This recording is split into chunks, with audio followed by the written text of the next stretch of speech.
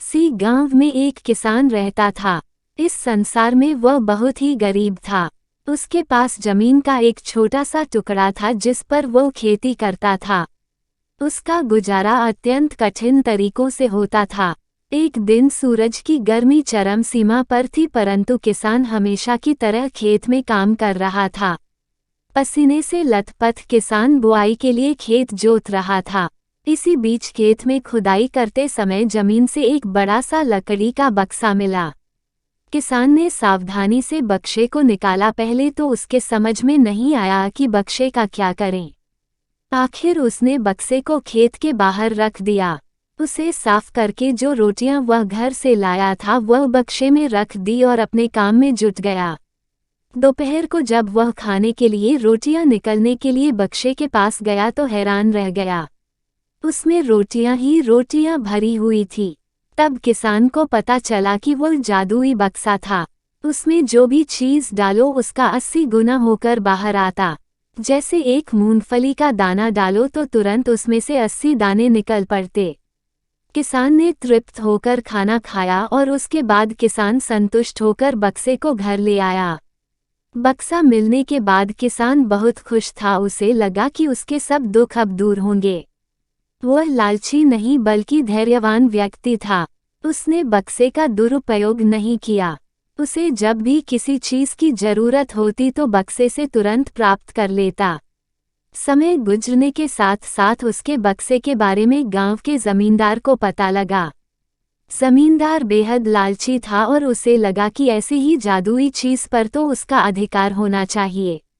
उसके आदेश पर जमींदार के लठठेठ किसान को पकड़ कर ले आए। उसने किसान को धमका कर कहा, बक्सा जिस भूमि से मिला से है वो मेरी जमींदारी में आती है, इसलिए बताओ उस बक्से पर किसका अधिकार बनता है। किसान बोला, यह ठीक है हुजूर कि यह भूमि आपकी जमींदारी पर आती है, पर बक्सा जिस खेत से निकला है उस पर मैं खेती करता हूँ, अतः इस बक्से पर मेरा अधिकार बनता है। किसान गिड़गिड़ाया, लेकिन जमींदार ने बहुत धमकाया। बक्सा पाकर जमींदार बहुत खुश हुआ, मगर किसान का रो रो कर बुरा हाल था। जमींदार की अब चांदी हो गई।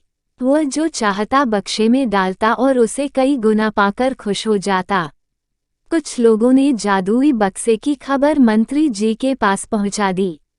पहले तो उसे विश्वास नहीं हुआ, फिर उसने अपने विश्वस्त सेवक को बक्से की सच्चाई परखने के लिए भेजा।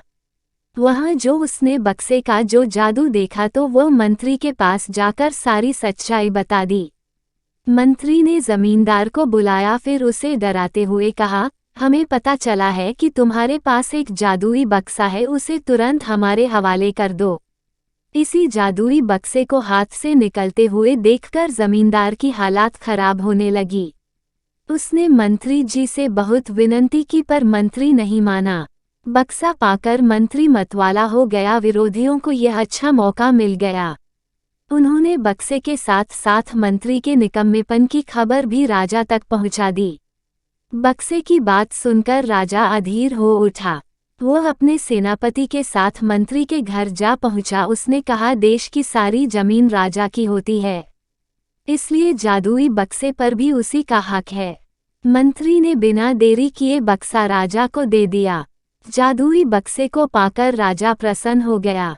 सबसे पहले राजा ने जादुई बक्से की मदद से अपनी खजाने की वृद्धि की, फिर राजा को उस बक्से की सुरक्षा को लेकर चिंता हुई।